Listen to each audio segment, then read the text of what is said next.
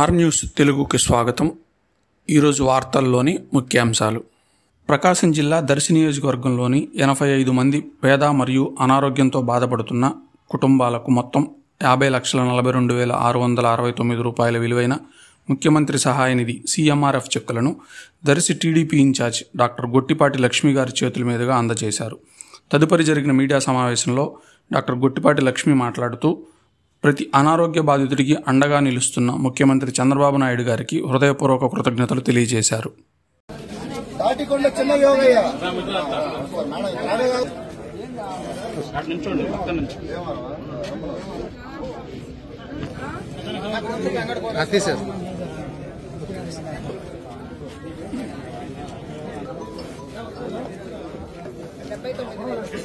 నాగలక్ష్మి,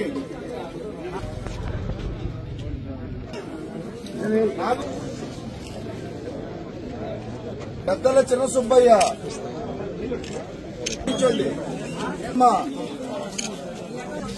గుడిపాటి వెంకటేశ్వర్లు,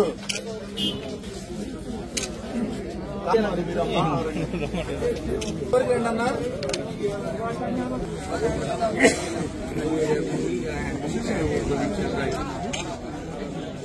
ఉన్నారా?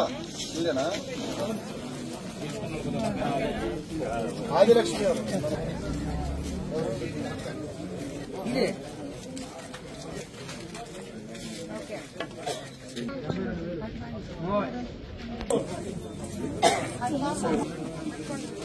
రాచపూడి నాగేశు,